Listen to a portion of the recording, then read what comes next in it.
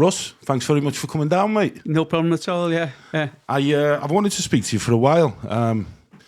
My missus, I think she used to come to one of your gyms. And she always said to me, Russ would be somebody really good, really interesting to get on. She said he's got loads of stories. Obviously, I spoke to you just before we pressed start. The reason that I do this podcast is, especially with men, there's a lot of men struggling at the moment. Probably more so now than, excuse me, probably more so now than ever before. The suicide rates in men are massive at the moment. Drug addictions, domestic violence towards women from men is skyrocketing.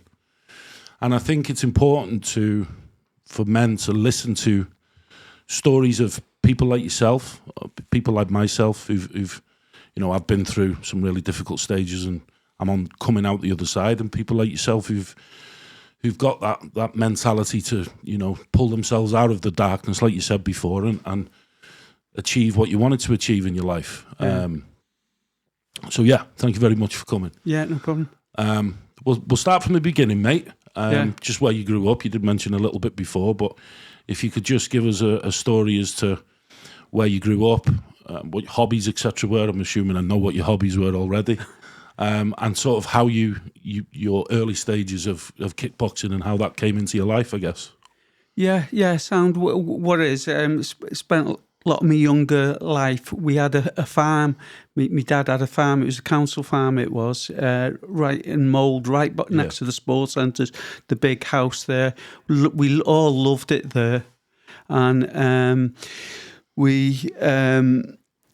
but what it was, the council took land offers for playing fields and the Mole bypass and that, and then my dad decided that he wanted to go. He was offered a different council farm near Brimford in Holywell, so we moved there. All of us children didn't want to go, because we loved it in Mole there, and what it was, I was a bit of a teenager then, and was going around with the Mole lads, and I was going up to a different area, isn't it?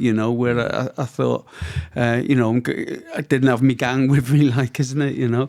So, but looking back, it was probably the best thing that happened to me to get me away, away from my life at that time, and then what it was, like I say, we moved to the farm and I started looking just at different ways to be able to defend myself better, and then I started doing different martial arts and that, and then, sort of Bruce Lee and that, isn't it, and then I started doing Kung Fu and travelling around with that, and then what it was only young, but the instructor had been messing around with some girls, so the master in Blackburn chucked him out of the association and asked me to take it over, and I was only young and not that experienced, but I started, and then I loved it, helping people and that,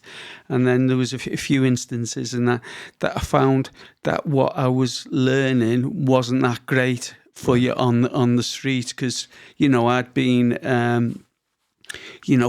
involved in street fights and things like that before, and what I was being taught wasn't that great, so I started training myself under getting books and that about Bruce Lee and his top student Dan Insanto, so started training that way, and I really enjoyed it and that, and then even once when I was up with the Grand Master, I was sparring with him, and what it is in the Kung Fu is all straight punching, small punching, and it's based on Wing Chun and that what it was. But with the Bruce Lee and that is the hook, and it was to have your best foot in front, so you're quickest on the street, you need your quickest hand in front, so that's where I was, right foot in front, practicing a lot with the right hook, and then we would just light sparring with the master, and then bang, and I caught him right on the chin with the right hook. I thought, bloody hell.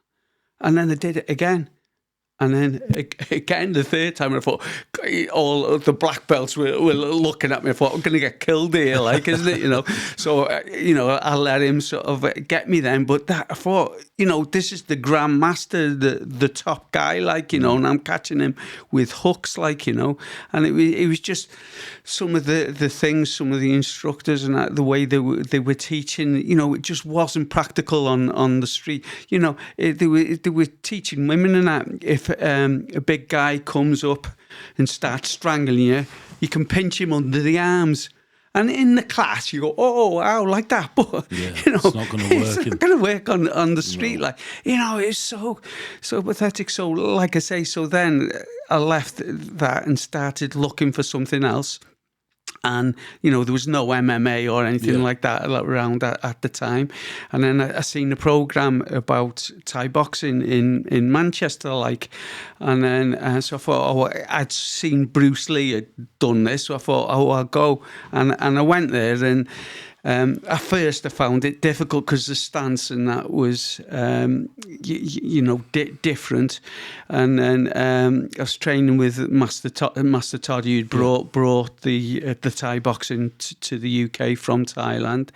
And then I was, Ronnie Green helped me sort of adapt sort of thing, like, And Master Todd wanted me at first to go left foot in front, which I should be being a right-handed, but I never felt comfortable with that. But it was good learning that way as well. So then I learned to adapt to be able to change left foot in front or right foot in front. And that's what I do with a lot of my students now, is train them both ways and that, like, Do you class that as southpaw and orthodox in Thai boxing, or is it different? Yeah, it's that, yeah. So I, even though I was right-handed, I was southpaw stance. Yeah. And that worked great for me, like, and like I say, I teach people from the basics now. I teach them left foot in front and that. But then once they get the hang of that, then I'll teach them right foot in front, and then they can switch whenever they want, like, It's funny you mentioned the right hook with the right foot standing, because it's sort of a punch, especially in boxing, that you don't really see much of, isn't it? Yeah. The right hook with the right foot forward. You don't very rarely see that right hook coming in. So I guess it's very unorthodox way of throwing a hook, isn't it? Especially if you're right-handed. Don't get me wrong, I'm not a boxer, but I love boxing. Yeah. I love it. And every time I've been in the gym, I'm always orthodox stance. And throwing a right hook with the right foot forward, something I've never ever done or barely seen. So I suppose it's a sneaky little tool to have in the bag, isn't it? Yeah. And that was it. Once I got into the fighting properly, like, and got my own sort of style, and that's what I was knocking everyone out with was the right hook. But then later on, then people are looking out for that and defend against it. So then I had to work on other techniques to open it up, like, me left low kick and straight left punches and things like that, like it, What was your first fight ever like? I'm assuming, did you have fights before you went into Thai boxing through Jeet Kune Do or anything like that? Did you? No, not proper fights, no. Like I say, I had little things on the street and that, like, isn't it, But in my first fight was just like an interclub at Master Toddy's against one of Ronnie Green's students and that, from his club and that. And it was funny though, because I've been training 3-minute rounds, and then they said, oh, the fight's just 2-minute rounds. And I thought, oh, God. I'll be getting fed up, sort of thing. No, it'd be going too quick for me, I was thinking that it'd be going too quick for me. But in the fight, I was so glad it was, only because it's unbelievable the amount, adrenaline. Yeah. And even though I didn't feel nervous, but it's still there, like, and like I say, I was really glad it was just 2 minutes. But I won those fights and that, and then started getting bigger fights and that, like, What do you think it was behind it, Russ? Because you've dedicated your whole life to martial arts as such. Where do you think that comes from? It's my main thing is it wasn't for winning the belt or anything like that. It wasn't for even the fighting. It was just for learning a good self-defense that I could teach people. And what it is, if somebody you know is having trouble or anything like that, and they come to me, guaranteed, it doesn't matter who they are, I will help them if they're in a fight for tomorrow. But like I say, at the time, the martial arts, then, you know, you'd have to be doing it a couple of years before it did you any good on the street. But like I say, that's what I do now, is that I'll show you something that will help you tomorrow. Like, you know, if you're attacked tomorrow and that. So that. Do you do a lot of, obviously, I'm assuming you'll have a lot of people who are under your privilege, if you like, who are fighters. But obviously, do you have a lot of people who will come to you purely for that self-defense aspect? Yeah. Most of the people do it for that. And, you know, that gives me as much satisfaction.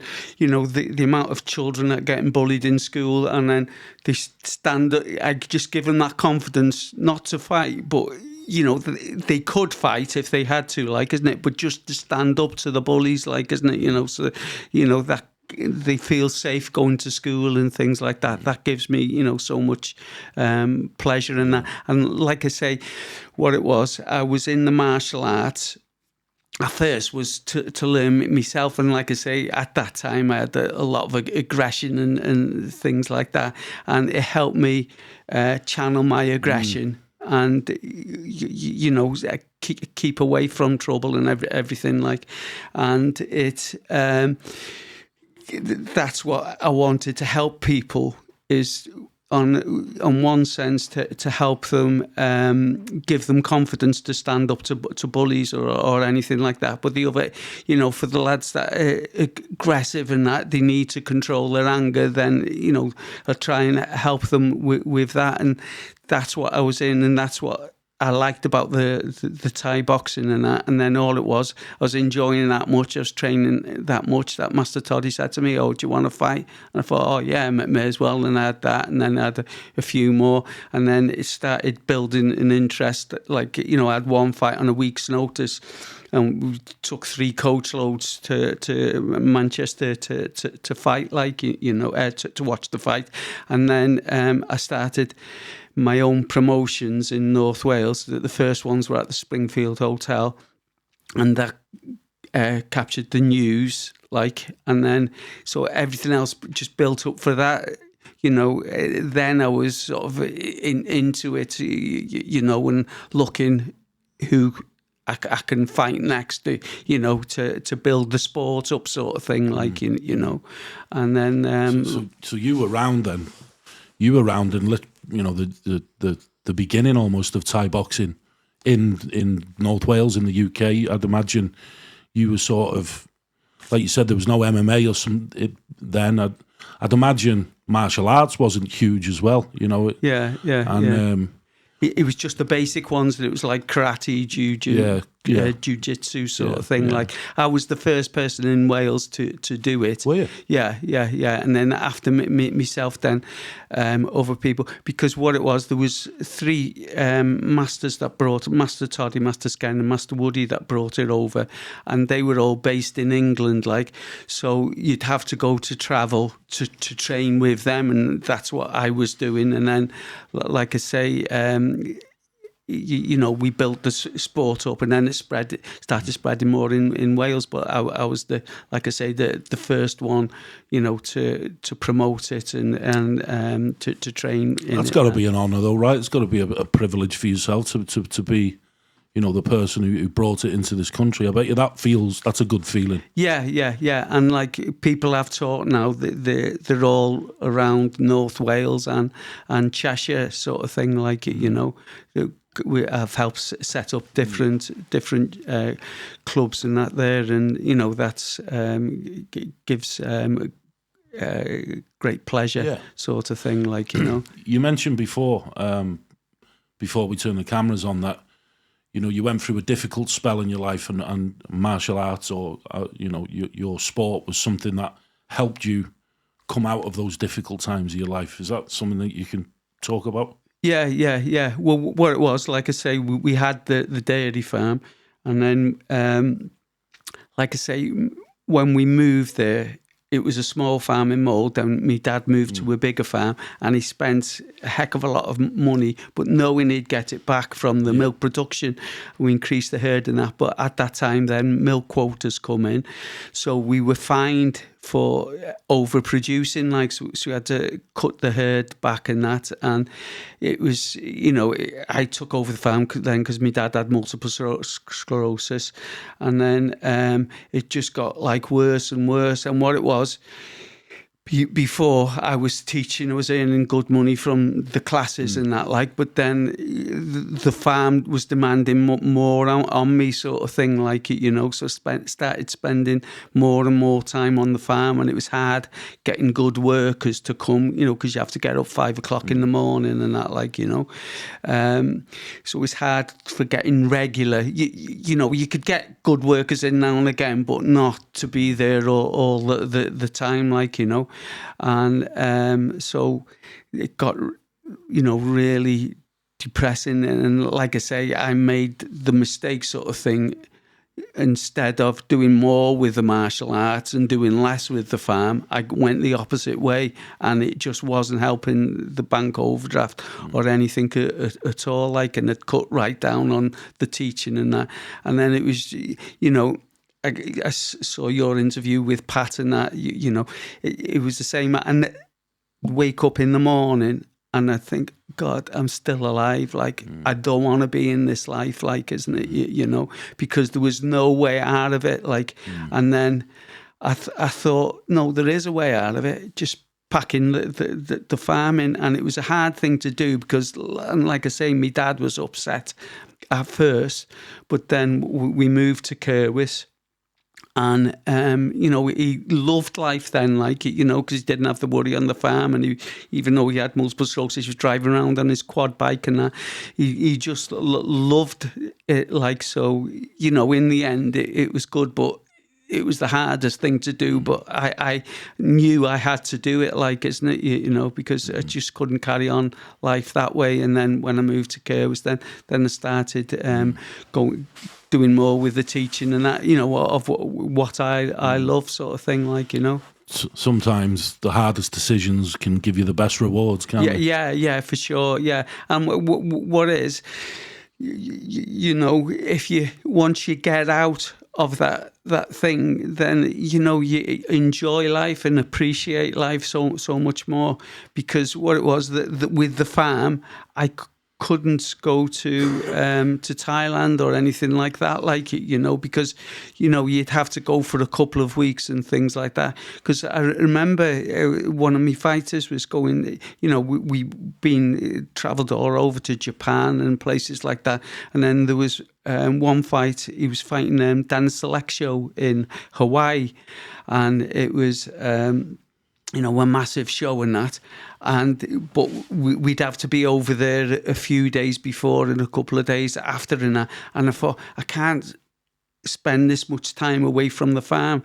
And then people said to me, this is an opportunity of a lifetime, like, isn't it? Whatever happens in the farm, you can catch up on it, and I'm so glad that I did go over there for that experience and that, like, and like I say, it was little things like that made me, I've just got to get away from the farming, and I feel sorry for farmers that haven't got a way out of it, like, isn't it? If you know what I mean, like, Must be a really difficult situation to carry on sort of the traditions that your dad was doing. That's but right, obviously, you found your own purpose there and something that you love and enjoy to do, and helping others, and it's sort of torn between the two, and it's a big decision, and it's a decision that obviously it's paid off because you're a bit of a legend now, Russ.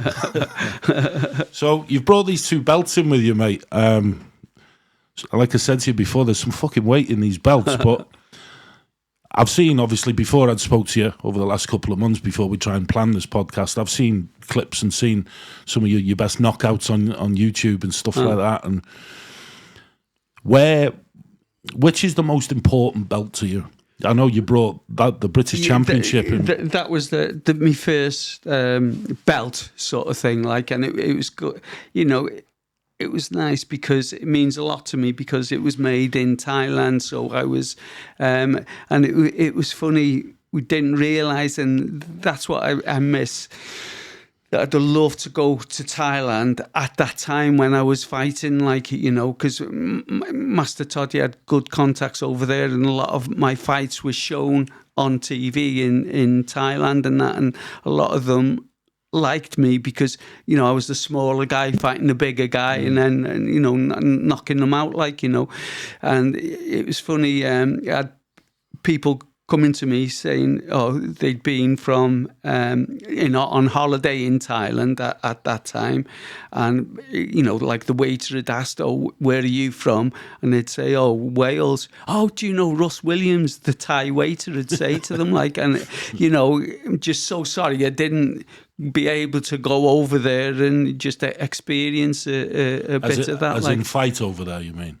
Not so much fight, but just go over there, like I'm doing now, sort of thing. Yeah. Is going over, training over there because Master Toddy's moved back over there, so he's got a gym there. So I go over there, I train there, and I help his fighters, and then just traveling around, like, you know. I've done a lot in schools, and especially I've started going to Laos a lot now, like, which is in between Thailand and Vietnam, and going around the schools there. And in Laos, it's the Thai boxing. It isn't like it is in Thailand where everyone knows about it. You know, it's like a new thing for them. Yeah. And they've been helping some of the fighters there and the trainers, and also doing things in the schools and that. And the schools there are so poor and that. And after teaching, I gave each of the pupils like a book and a couple of pens, like, to help them with the schoolwork and things like that. And that just gives me so much pleasure in that, like, you know. And, you know, it's just nice. Gives me so much pleasure that they want the photo with me, and, you know, they want the photo with the belts and things like that, like, you know. So, like I say, it just gives me, you know, I've just brought that little bit of pleasure into their lives, sort of thing, like, and, you know. It'll give them, similar to yourself, you know, I'd imagine a lot of children from those types of, you know, poorer countries where, you know, every day is where they've got to farm or go out and work hard to feed themselves for the day. That's right, yeah. And then you're going there and showing them different opportunities and different ways of benefiting themselves. That's, you know, probably similar to you. Probably see a bit of yourself in people like that, you know.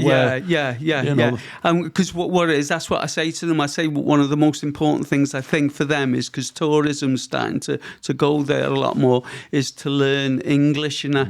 And it's really weird there. There's not that many people that can speak English, but if you go into a restaurant there, or even like the Costa over here, they've got the version of there, and in some of the places the writing is only in English.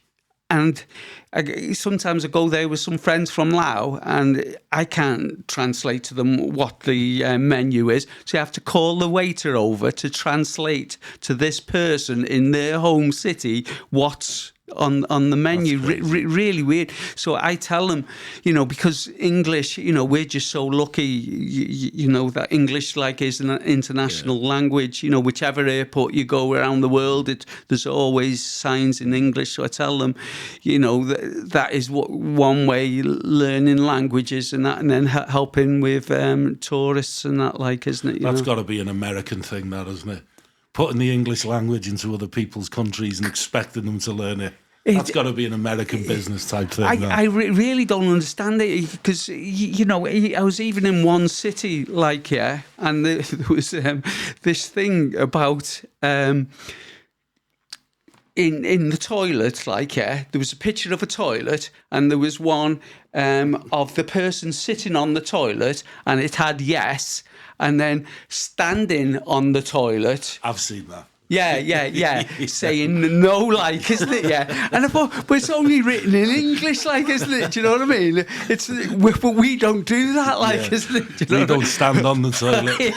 We don't stand on the toilet. But like I say, it's really weird. Why just in English? And I think what it is because even, the French, there's a lot of French there, the Germans and that, but they can all speak a little bit of English, I think it is. And like you say, we got, Australia, Canada, USA and things like that. Like, it's the most spoken language on the planet. Yeah. So, but it's not. Is it Mandarin, actually? Isn't it? Mandarin's the most spoken languages, but obviously that's all in one close population, isn't it? English all over the world. Yeah, but even on China has invested so much money into Laos and that, and they built these bullet trains and that, like, and this new road and this new dual carriageway that was built by the Chinese, and on it the road signs are in Lao and English, not even Chinese, like, isn't it? And you're not far from the Chinese border there, like, isn't it? Is it close to China? Yeah. The top end of it, I mean, China's done a lot to the country there, but a lot of people there don't like it so much because they feel they're taking over, like they're building their own hotels and their own flats and things like that, but they've definitely helped with the infrastructure over the roads. And what you were saying before, I go on this bullet train and it's only like 200 miles, and it's like £17 to go business class, and where you got these reclining seats and you can sit down. It's such a lovely journey in that. But then you're going past and you see these people in the fields picking rice and that, and they'll never be able to, to go experience it. Yeah. And it's, they are producing the food that we eat, like, isn't it? Do you know what I mean? And, it's really bad. You getting people turning into billionaires and things like that when you've got these poor farmers and that are out, and they have to, it was like myself, I had to find another job to substitute. And what's more important than food? There's nothing, is there? Apart from air, like, isn't it? But the world's a very, I think it's getting worse as well. The world's a very strange place. The rich are rich and the poor are poor. And the sort of, I remember, you might be able to tell me different, Carl. The middle class is sort of disappearing. Years ago you used to have upper class, middle class, lower class. Now it's sort of lower class, tiny, minute version of middle class, and then upper class. And that's because of the economies and how they're stretching everything. And you only got to look at the UK, haven't you? The amount we're being taxed, everything's going up. That's where the middle class is becoming lower class. Making such a drastic gap between what money is and poor people, I guess. But it's like I say, it's this, if it wasn't for these people working in the fields and that, like, isn't it? We wouldn't be able to survive. And but you go to the supermarkets, mate, in Asda, Aldi, it's all, all the meat is. I think the meat's from like Jamaica. All, like, say, rice, there's a lot of food from Asia, and barely any or hardly any of the food in our own supermarkets is actually from the UK. It's from the poorer countries. That's right, it's cheaper. Crazy, isn't it? Crazy. Obviously, you've got World Kickboxing and Karate Association here. Yeah. Is that a belt you won for kickboxing, or was it both? Yeah, what it was, the first belt there, that was just World Kickboxing Association. But what happened, and then at that time, that I won it, we paid for the American undisputed champion to come over to the UK because the fight was on TV. We were sponsored by the Daily Star and that. Yeah. And it was on just Flint Leisure Centre. It was like, because Flint Leisure Centre's like, apart from D-side, it's the biggest leisure centre around, like, So we paid for the American to come over. So I managed to beat him, so I was undisputed world champion then. But then what happened was the head of the World Kickboxing Association was in America, this Howard Hansen, yeah. And then he retired and other people took it over. And a lot of the countries weren't happy with the way it was running, so they set their own organisation.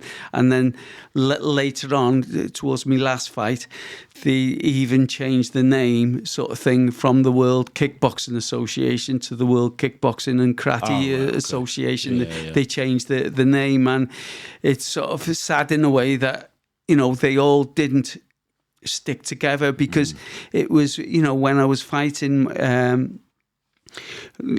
most of my fights were on the television and that, like, and that helped build the interest in Wales and that, like, and the UK and that. But you know, because there's so many organisations we're setting up, and you know, it's like now you get people from on shows like, you know, there's so many shows on just in North Wales. You know, when I was promoting, I was the only one promoting in around the Cheshire, Wirral area and North Wales. Like, you know, I was putting 6 shows on per year, and then but now there's shows in, you know, all the time, every month, a couple of shows a month. But the trouble is, the promoters and that, they're giving belts away, like they're going with different organisations and they're just giving belts away. And it takes a lot from the fighter, because, you know, I'd had so many fights before I fought for that British one, like, isn't it? You know, and when I won that, I was the best in Britain at my weight, like, isn't it? You know, but now they're giving belts away thinking, oh, it'll bring the crowd in and that. But no, the people will go to watch the fighter, like, isn't it? You know, they're not that bothered. Naturally, they want them to win, but it's better to build the fighter up and then be, you know, even now being the champion in North Wales would be a massive achievement. Yeah. And then, you know, that's what it should do, is look for, right, you know, have a couple of fights and go for the British title in North Wales, and then go on from there. Because it was funny, I had this promoter putting this fight on it, and he asked, would one of my fighters fight for the Welsh title? I says, yeah, no problem. I had this guy, Will Killow. And so, and then he came back to me and he says, oh, the guy won't fight him. Yeah, and he says, oh, and there's this other guy, and he won't fight him either, so I'm putting them two together for the Welsh title. And I says, you can't do that. I says, my guy, I tell you what, my guy will come down and fight them both on the same night, like, you know. Oh, no. And he put it on as a Welsh title, 2 lads from North Wales that weren't that experienced, like, you know.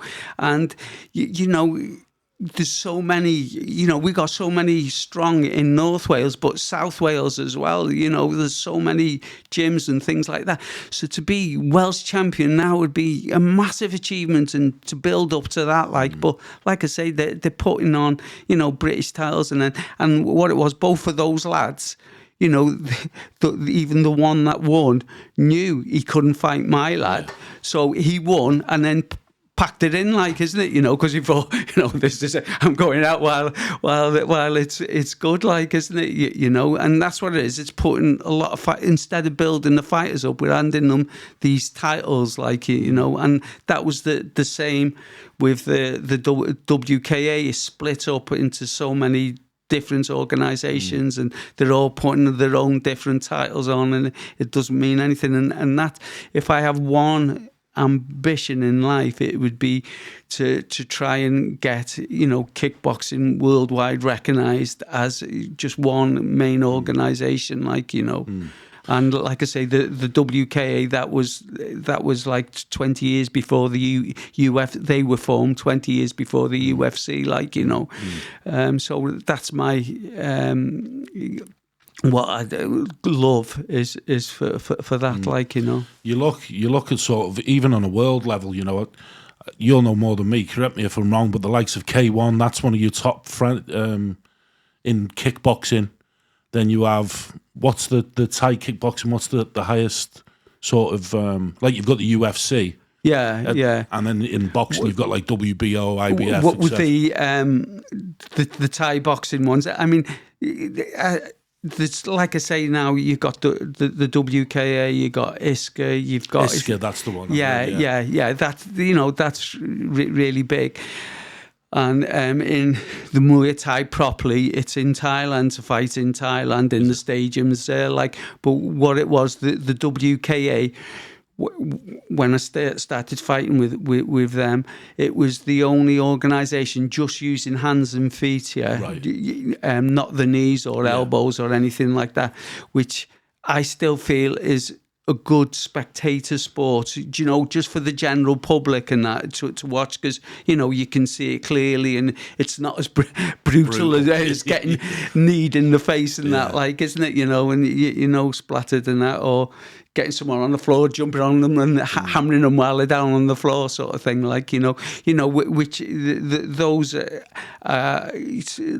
technique level and the training they do, I just admire all the fighters. But I think for world, because boxing's so big, and I feel if you just added the kicks to it, so you'd be just kickboxing. Like the founder of the WKA did, but after when the WKA split up, then K1 started in Japan and that, and that's massive in Japan, and that's gone a lot around the world, but they don't control it as much, so people. We're putting on K1 titles when it's not officially K1, isn't it? Because K1 could have done it if they'd have had representatives in each country and that. But K1's kickboxing, but they use the knees as well. But they're not like the Thai where you can hold on to each other and that. It's just like a quick knee and that, Them elbows, 'cause obviously I love UFC as well, and you see some of the elbows that get thrown, like the 10-6 elbow straight down. Skulls, that's doing serious damage to somebody. That's the thing about, if you're getting hit by the elbow or the knee and that, you especially the elbow, they get split on their eyes, isn't it? Cut it on their eyes. 12-6 elbow, it was not 10-6. 12 straight down to 6. Not that long. What was as far as your fights go, how many fights do you have, Russ? I'm not sure, because I had different weights. Loads, all different. I think about 40, I think. Did you? What was your favourite, or have you got a favourite? The one I fought in Holland, that was it was against a guy a lot heavier and that. I think I've seen this one. I think I've seen it on YouTube. Is it on YouTube? Yeah. Is he dead tall? Yeah. And then, the first round was close and that. And then, like I say, it was in a big stadium in Amsterdam, and it's on the TV there and that. And then he caught me with a head kick.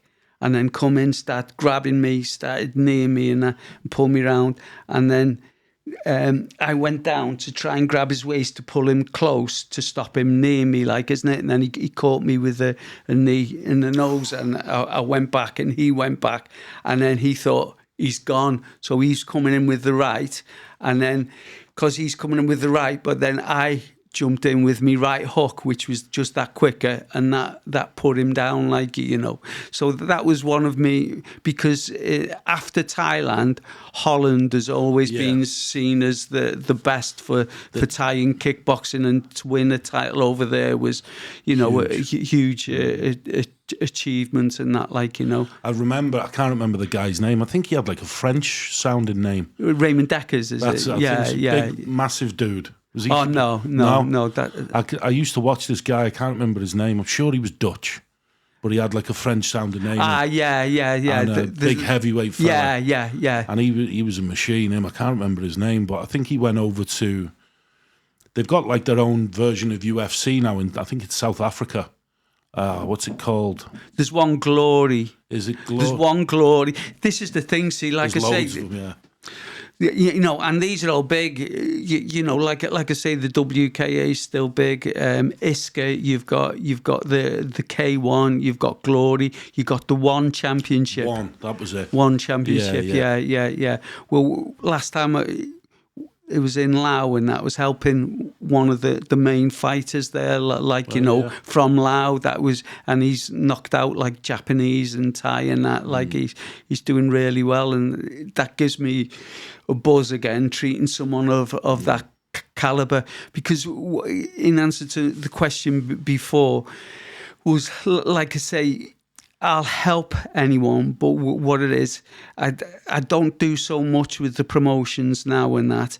And what it is, like I say, I get numbers in the classes and that to help them all keep fit, self-defense and that sort of thing. Like, you know, I found that if it was, so I haven't just concentrated on just fighters, like, if you know what I mean, like, because if you concentrate just on fighters, having a fighters class, if there isn't that much money on it and that, then you sort of, the students drop off, sort of thing, because the training's too hard for them, because only a small percentage want to fight.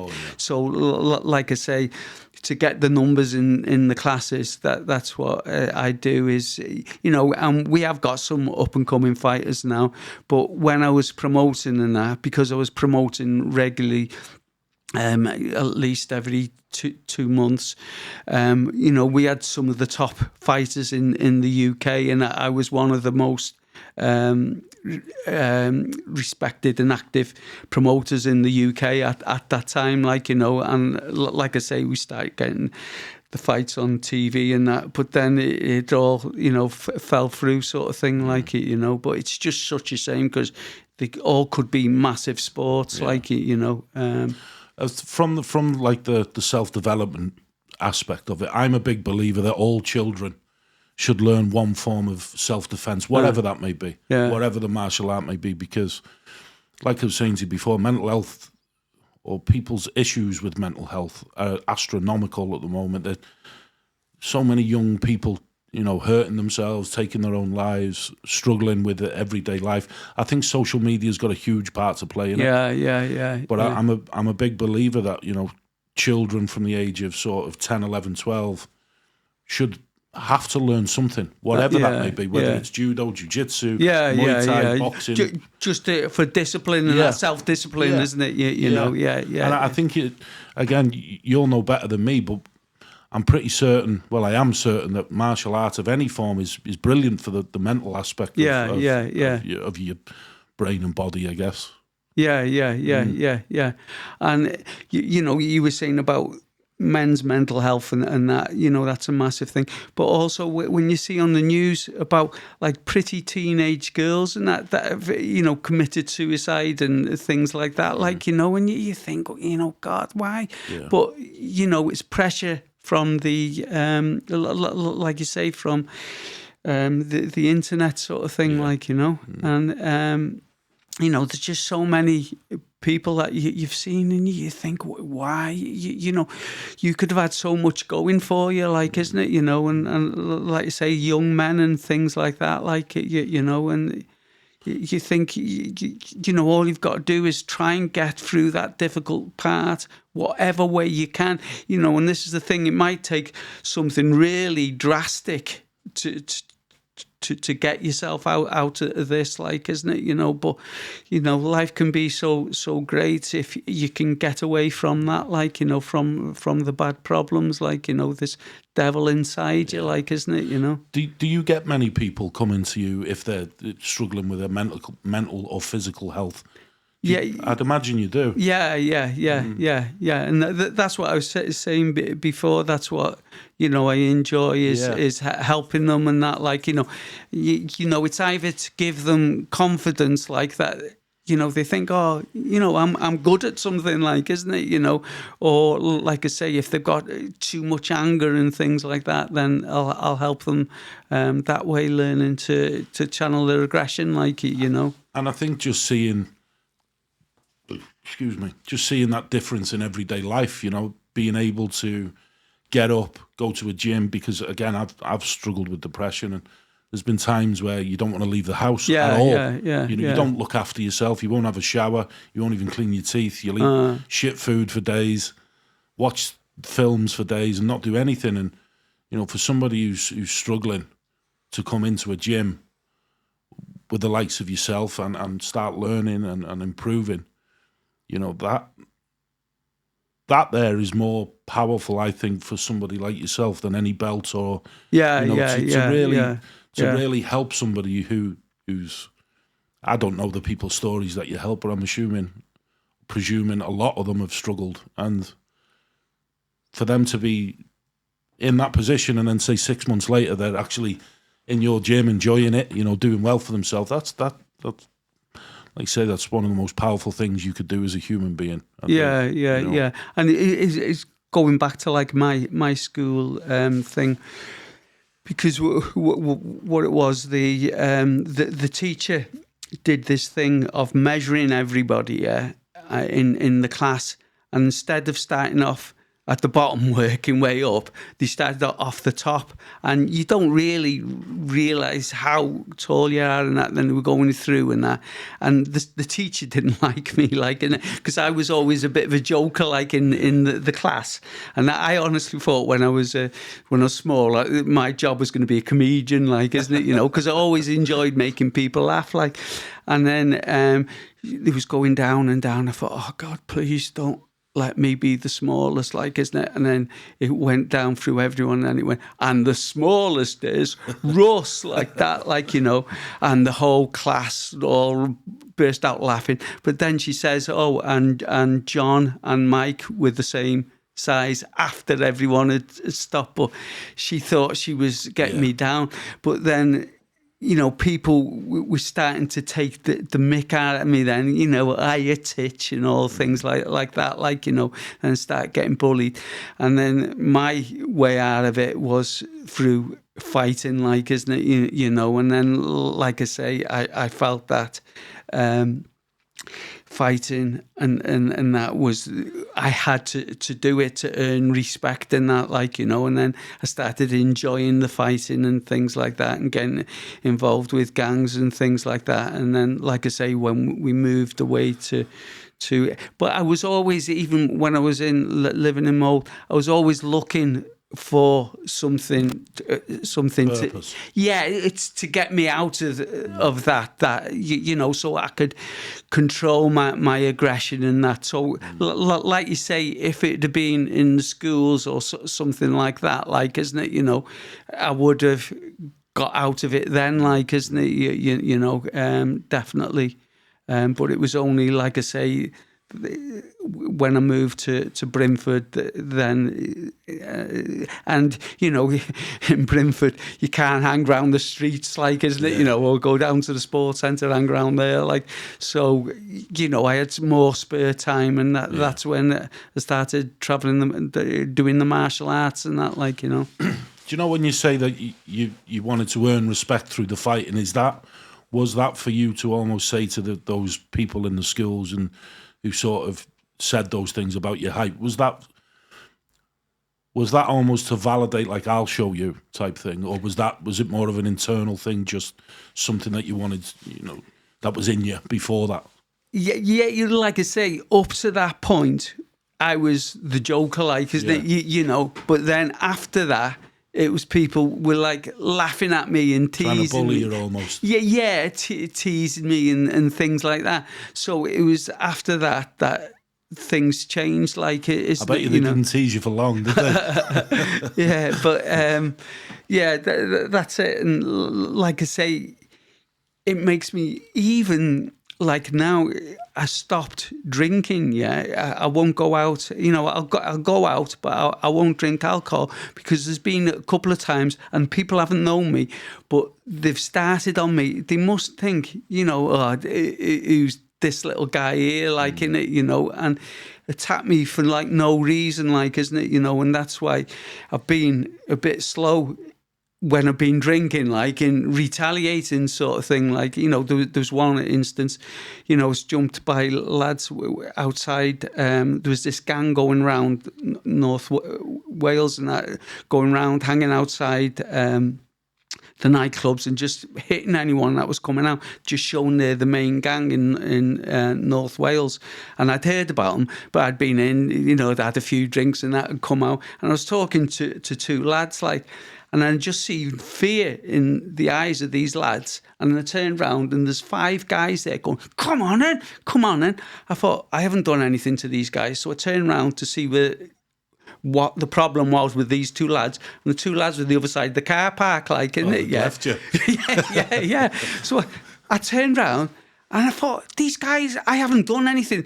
Because, like I say, you know, I was in a happy mood, you know, I had a few drinks, and that's what it's for, is to make you feel happy and that. So I thought, you know, what are these? They're going, come on. I thought, I haven't done anything for you. And like I say, if I'd have been sober when the first one come, you know, I'd have hit him, sharper, like, isn't it? Yeah. But then they were coming and I was thinking, which one shall hit first? Oh, God, like that. So they all started hammering me, and they were hammering me for quite a while. And then, but what it is, one of my strengths is, you know, and from the fighting and that, you know, I can take punishment, like, isn't it, you know? And so I'd curl up and they were trying to grab me groin and things like that. They managed to trip me up once and they started booting me and managed to get back up again, but I was just covering. And then I was just waiting for them to stop, Slow like, down. isn't it? And then they stopped like that.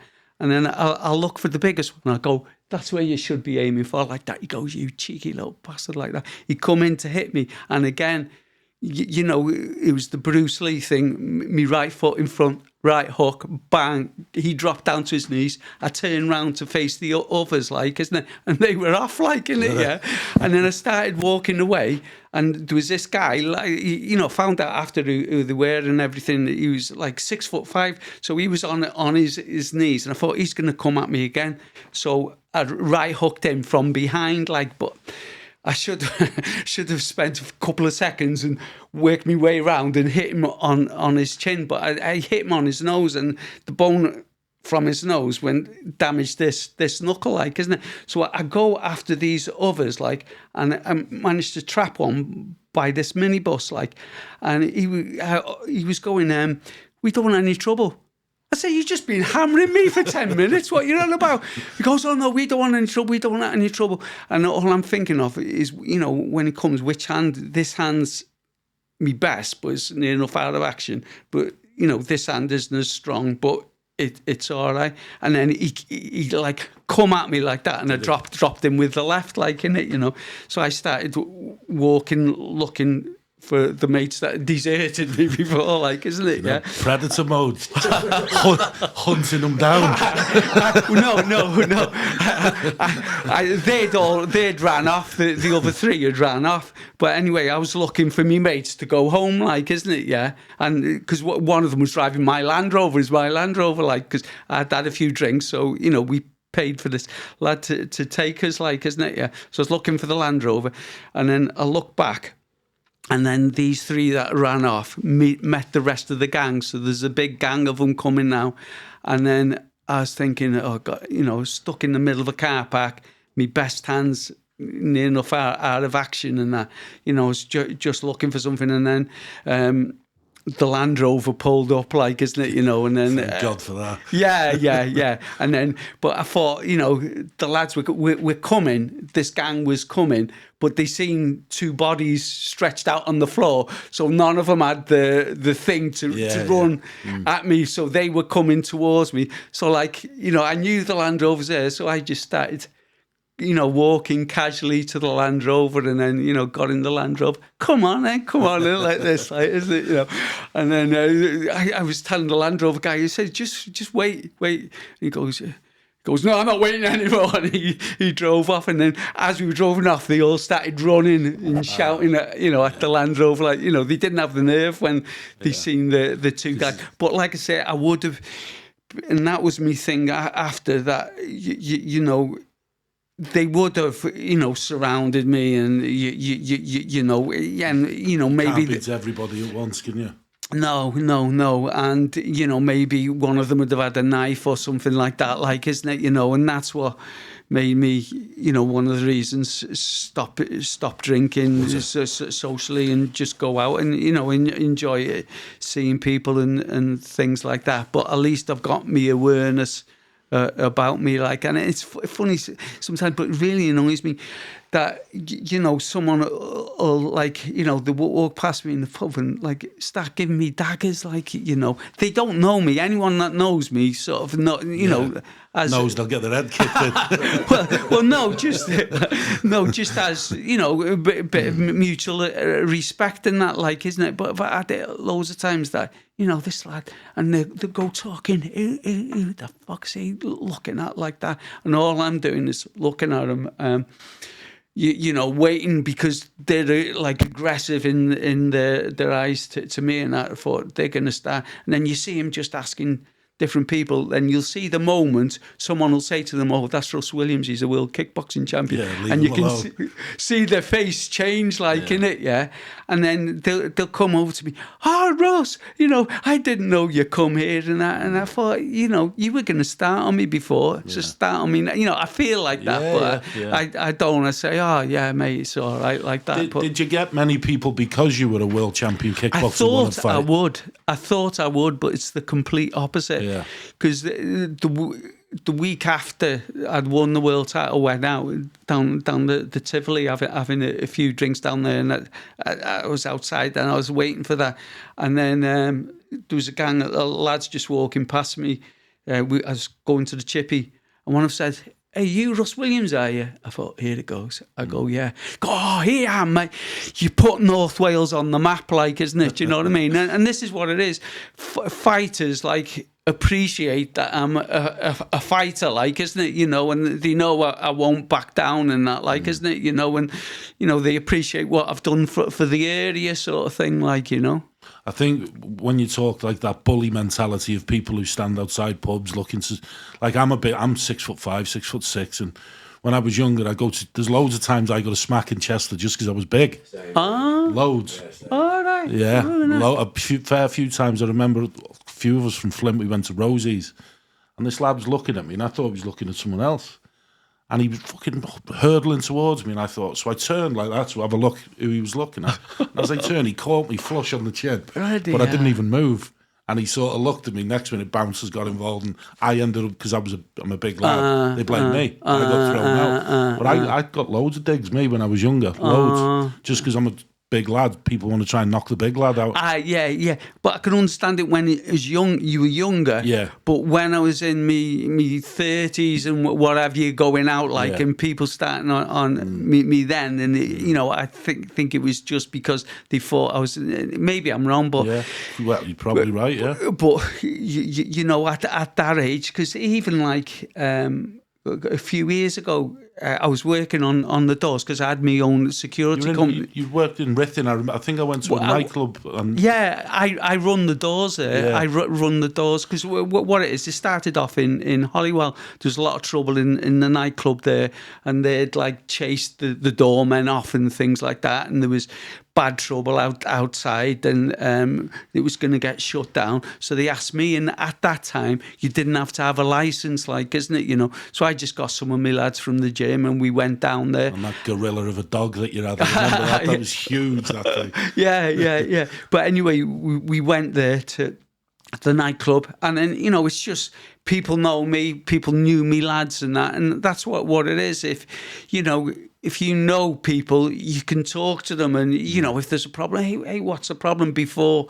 And that's what we do, is before the problem starts, like, isn't it? Calm it down, and like, the people were going out, and we were just standing on doors. "Oh, be quiet," and that, as you're going out for the neighbours, and that, "Oh yeah, we will," and that, and there's big riot vans outside, like, and they couldn't believe just everyone walking out nice and peaceful, like, they just couldn't believe it in Holywell. And then after that, I was asked to take over the venue nightclub, and then we were asked to run in the pubs and that, and the Denby as well, and different. And then so I started and enjoyed that, meeting people and that, and it was a sort of a self-achievement that we'd stop any trouble, like not going in when the trouble, when there's a big fight and booting them out, is stopping it before it starts, like it, and that's what we were doing, and it's a big achievement. But then when the SIA come in and that, and like in Rhythm, you could only give the lads like one night a week, definite, and then it was so hard getting and good lads like because you have to sit through 2 weekends of an exam, like, isn't it? I think it's 250 for the badge and another 200 to do the exam and that, and we lost a lot of good lads. And what it was as well was I'd have lads on the door, like, isn't it? Yeah.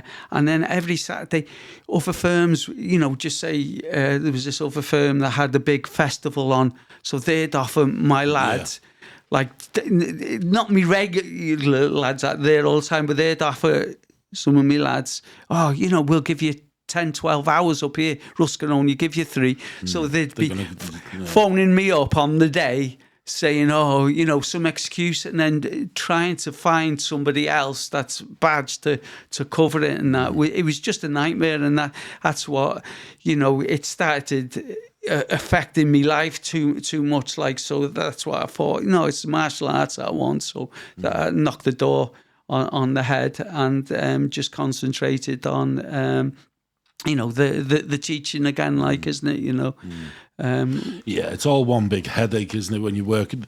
Like, I've been asked to do them a few times. I'm not saying I'm hard, it's just because I'm a big lad. People have asked me, but you just think I couldn't do it. It'd be a nightmare for somebody, especially the way I used to be. Do you know what I mean? I'd be drinking while I was there and all sorts. That's what I'd be doing. I would be. It wouldn't have been a good move for me. Not that it would have mattered, because I've fucking ruined my life multiple times. So, but that dog, was it a bulldog that you had? American bulldog, yeah. I'd only ever seen it once, and I remember it. I thought, that's fucking huge, that thing. Because it was funny. We, like I say, we controlled the pubs in Denby. Then the venue was quite a bit of a walk, and then all the people in between the two clubs, they were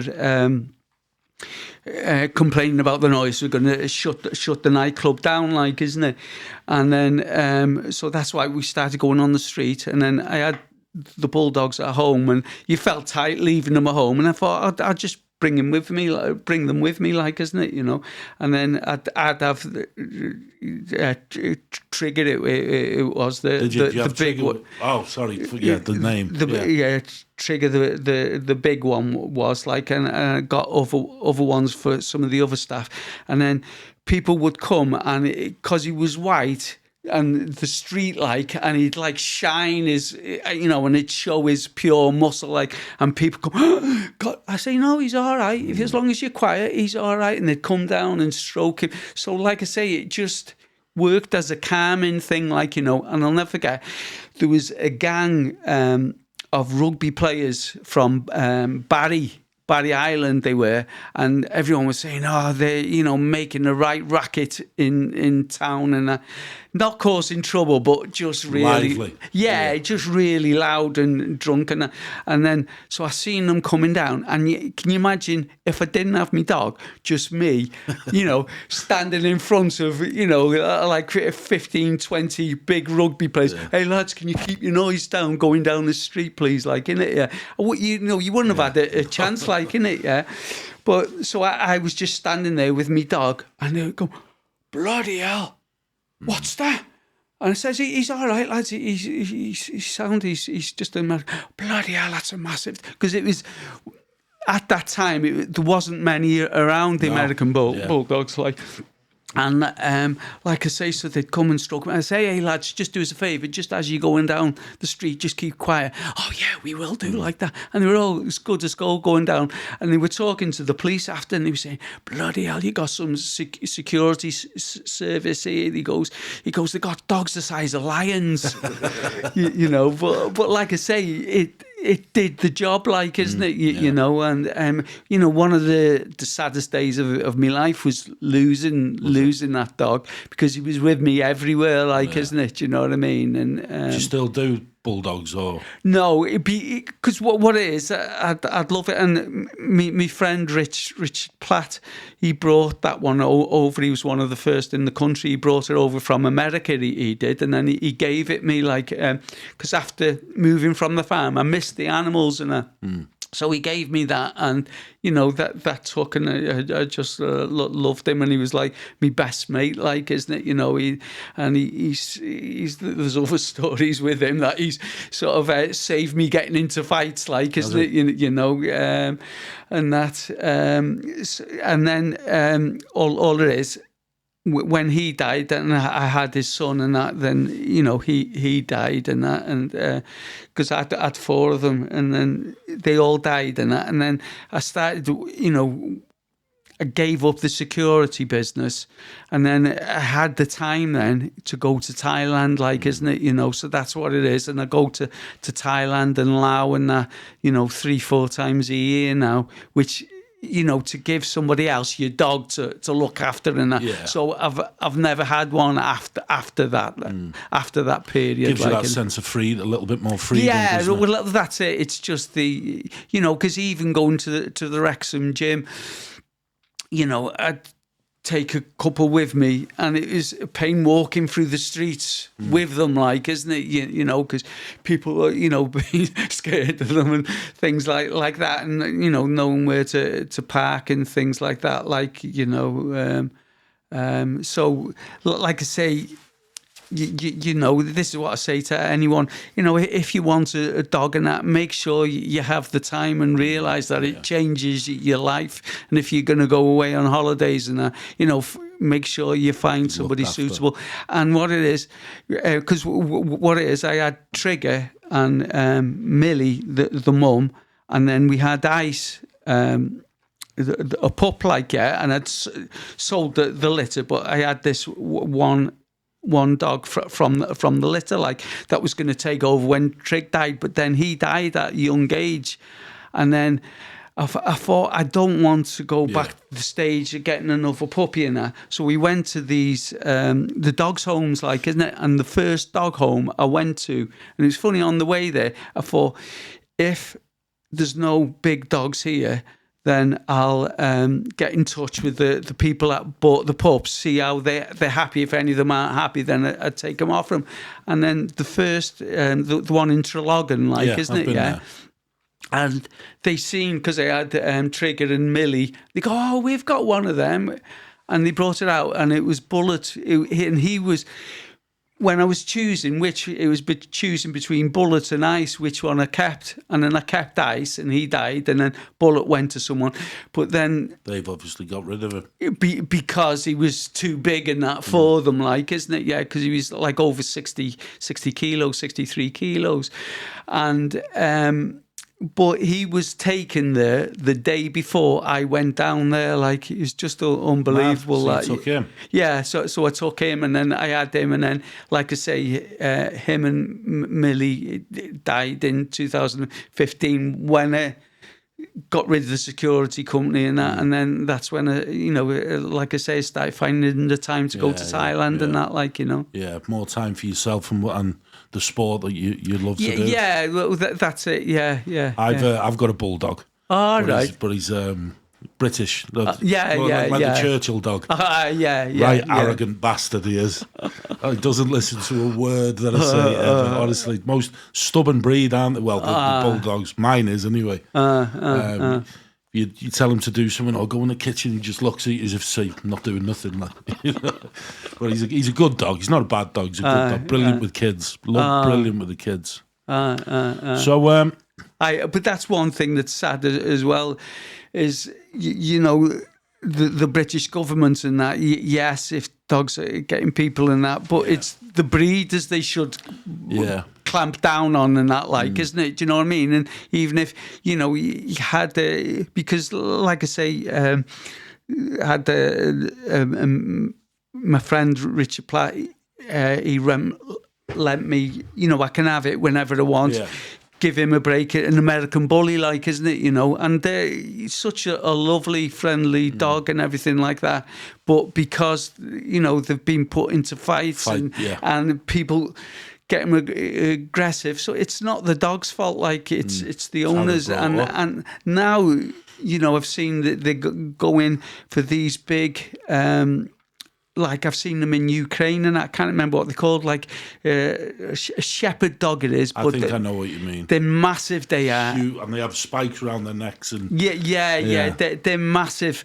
And, you know, so these people will just start getting other breeds like that, like, you know, and like I say, it's you know, you should cut down on the bad breeders and the people, you know, you should be, if you're in trouble with your dog and you're not treating it right, then banned from keeping a dog, like, isn't it? Like you said, there's so much illegal dog fighting, especially in the UK. I'd imagine in Europe, you know, there's so much illegal dog fighting, and there's a lot of dogs. I think it was a couple of years ago where people all over Britain were getting their dogs nicked out of the gardens or kennels, and used for bait on other dogs. Sad.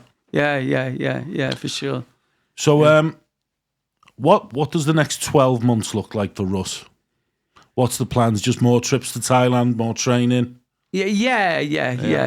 And like I say, you know, what I'd love is to get somebody. I'd love it. You know, it's brilliant. Robert Mack and that, you know, Ryan Reynolds taking over Wrexham and that. I'd love for them to have a meeting with them to try and get them involved in the kickboxing, because that's all you need is someone who's got the big profile and that, like, you know, and then you know, try and get all the organisations together. So that'd be somebody's going to do it. It'd be somebody like Ryan Reynolds would be able to do it. Or Rob McElhenney, like, isn't it? You know. That's what I'd love, is to get them a meeting and just say to them, you know, the sport, like, of kickboxing was 20 years before the UFC, and, you know, it's a good for the general public to watch and that, like, you know, and you know, I think it'd be good, like I say, if each country just had the best in that, and, you know, going around the different countries, you know, seeing the fighters in their everyday life and things like that. It'd be really interesting rather than just being on the TV. But if you're seeing them in their everyday life and things like that, you know, you'd start rooting for them. Like, I've thinking, you know, it's funny. I've had a couple of fighters that people used to go to see, hoping they'd get knocked out, like, isn't it? You know, because, you know, they had such like a yeah. But, you know, so like I say, you'd be watching the programs. You know, if you got to know the fighters and that, you'd be either, you know, I really hope, because he's earning money for his family and things like that, or you might be thinking, God, I hope he gets wasted, like, isn't it? Do you know what I mean? So it's just getting somebody to get the TV companies to build up the sport like that, like, you know, and like I say, doing it in all the different countries and that. Have you got any, like, connections within Wrexham Football Club that you could try and set that type of meeting up? I've been trying, but they're all just too much into, you know, which is fair enough, into the football, like, isn't it? You know, but that's what I'm hoping for, is someone just to get all. That's all I'd like, is just a meeting with them, and, you know, to show them. You know, because, like I say, in a way, it's like the Wrexham Football Club, because the Wrexham Football Club was big, then it went down, like, isn't it? You know, the same sport, kickboxing, it was big. You know, when I was fighting, that was the undisputed all around the world in Japan, and that you'd be getting 25,000, 50,000 people watching the fights and that, and then it split up into organisations. So bringing it back up, like, you know, it'd be a good story, I feel like, you know, but it's 50,000 people in Japan. I bet that, you know, I bet you that's some experience, right? Yeah. It was like, I took my heavyweight over there, and he was recognised on the street, walking down the street before the tournament, like, you know, that's what it was. And then his opponent we were just watching TV, and his opponent, had a shaved head, and he was advertising shaving gel on the TV, because over there they're like the David Beckhams, that sort of thing. Over here, like, it's massive. It is over there, like, I'd love to go to Japan. It's on my list. It's one of my favourite places in the world, Japan. Yeah. No, it is a lovely place. But one of my things was, we went to Tokyo first with one of my fighters, and that took another of my fighters over to Nagoya.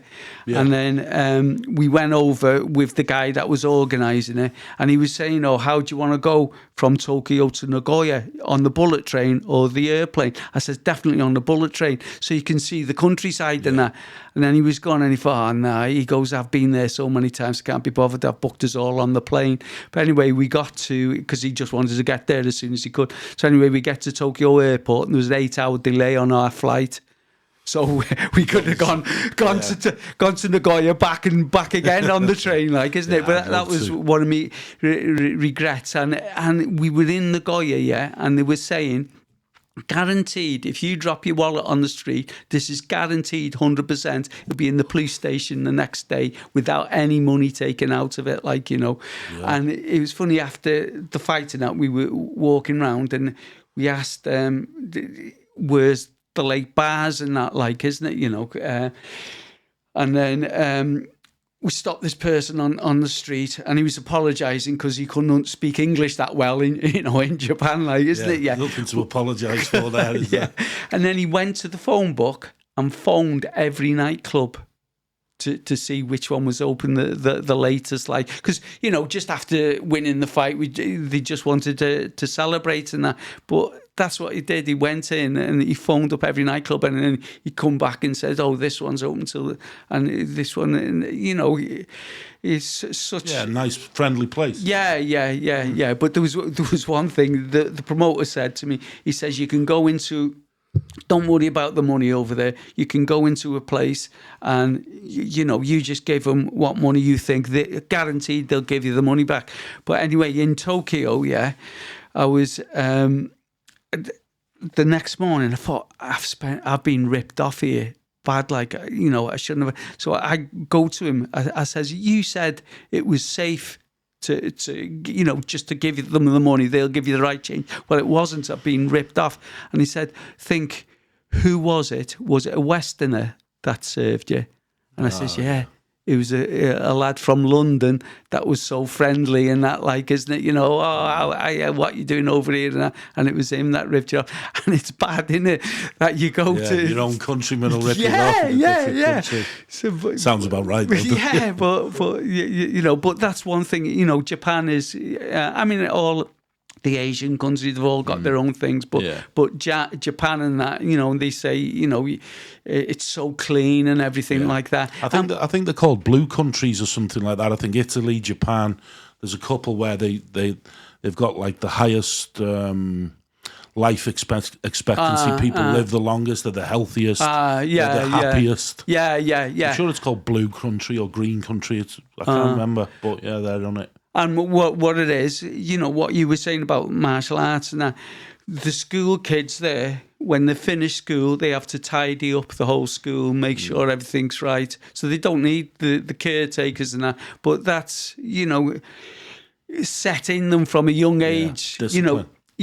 Discipline and having respect for the teachers and that, like, isn't it? Having respect for the teachers, because the teachers are there to help you learn, like, isn't it? And that's one thing I try to say when I'm doing things in the schools and that, is trying to say to the kids and that, I didn't like school. There's some lessons that I didn't like, but you have to think these teachers are doing their job and that to try and help you.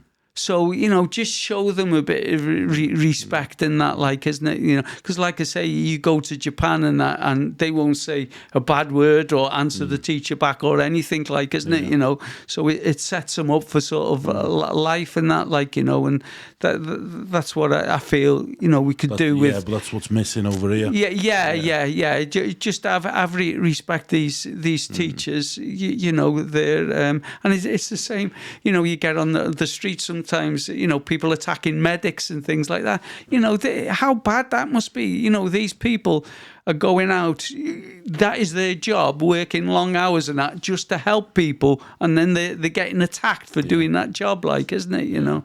But yeah, I think you're right. I think that Britain itself, you know, especially with the likes of America, we're in a very volatile era, if you'd like, where everybody's divided. There's a lot of hate and anger.